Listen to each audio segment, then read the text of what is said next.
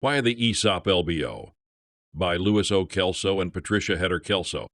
In October 1929, when the U.S. economy began to sink into that deep morass later immortalized as the Great Depression, I was not quite 16 years old and at a loss to understand this mysterious catastrophe.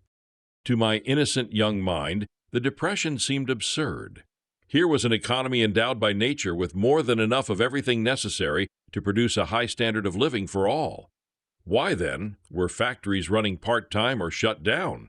Why were valuable tools and machinery allowed to rust? Why were millions of threadbare and ragged people foraging in garbage cans or standing in soup lines when farmers could grow mountains of food and fiber on land now lying idle, and manufacturers were as eager and able to make clothing and every other useful thing as storekeepers were to sell them?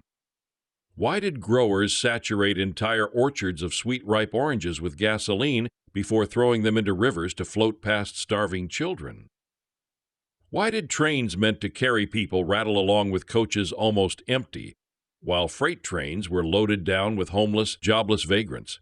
These and other equally inexplicable questions, prompted by what I saw, read, and heard around me, constantly roiled around in my mind. None of it, the foreclosures, the unemployment, the low wages, the suffering of millions of innocent people, made any sense. But what I saw as the economy of the absurd, my elders stoically accepted. For them, it was business as usual. They took it for granted that a capitalist economy would sooner or later collapse, just as volcanoes periodically erupt, locusts darken the sun, and rivers swell into raging floods. In 1931, President Hoover reminded the nation that depressions are not new experiences, though none has hitherto been so widespread. We have passed through no less than 15 major depressions in the last century. We have learned something as the result of each of these experiences. 15 major depressions in a single century. What knowledge could the elders have gleaned from these grisly lessons when they still didn't know the cause of depression, the cure for depression, or how to prevent future depressions? And in case anyone should be feeling smug about our own generation's intellectual progress, the fact is that 60 years after the event, economists still do not agree on what caused the Great Depression. So the brash young man I was then decided to launch his own investigation. This economic mystery had to have a rational explanation. Several years of hard intellectual detective work led me to conclude that the problem lay with the assumptions underlying the concept of the free market. One of them was wrong, and the original error was sown by none other than the father of modern economics, Adam Smith, himself. It was simply not true, as Smith had assumed, and economists after him still assume, that only human labor produces goods and services, i.e., real wealth. Nor is the corollary true, that therefore labor jobs and labor employment are the only ways people can produce and earn income. In the real economic world, there are in fact two ways in which people can make productive input. One is through labor. The other is through capital, land, structures, tools, machines, and processes, the creatures of scientific and technological advance. Nor was it true, as Smith also assumed, and as U.S. national economic policy, the Employment Act of 1946, also assumes, that productive power was as democratically and effectively distributed after the Industrial Revolution as it had been in the pre-industrial eons before technology harnessed the energy of nature. Although, and this is at the heart of the problem, it was in that pre-industrial era that our ideas about free market economics and our principles of democracy were formed. We have been running the economy on a myth, the rising productivity of labor, to protect ourselves from the fact that technological progress really substituted capital input for labor input. Regardless of whether new jobs came into being to replace those destroyed, as capital input increased, labor's input relative to capital's declined. Under the property rule of the free market, each participant receives the value of his or her contribution. Therefore, working people's legitimate income share was proportionally shrinking, while capital owners was increasing. Technological advance was causing the productiveness of capital to rise, but working people owned no non-residential capital.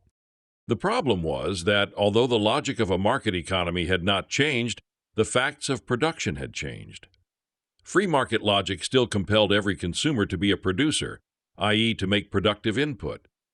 But the Industrial Revolution had changed the idea and nature of work or production from labor-intensive to capital-intensive. And in the process, it changed the way people must earn incomes if we are to avoid the political and economic ills that flow from coerced income redistribution from those who earn to those who need.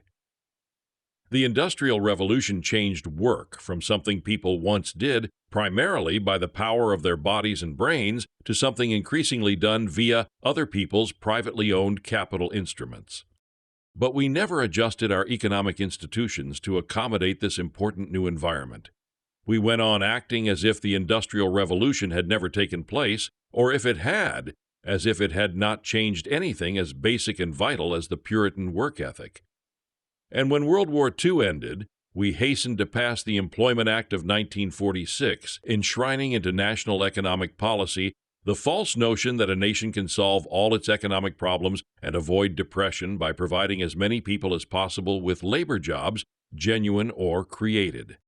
Nor is it irrelevant to my story that while Congress was furiously debating this anachronistic piece of legislation, I had just completed writing my own economic analysis. I called my manuscript The Fallacy of Full Employment, later published as the Capitalist Manifesto. Now, after more than a half-century of running our economy on employment and jobs, while disregarding that most goods and services are produced through capital, people are disillusioned to discover that a good education, professional skills, good character, and hard work are not enough to keep growing numbers of families in the middle class, much less give them entry to it. Hard work during their most productive years by both husband and wife will probably not provide a decent living, particularly should either lose a job, become disabled, or retire. Two working parents holding average jobs, even with moonlighting thrown in, cannot provide as well for their children as their own parents did for them on the earnings of a single breadwinner.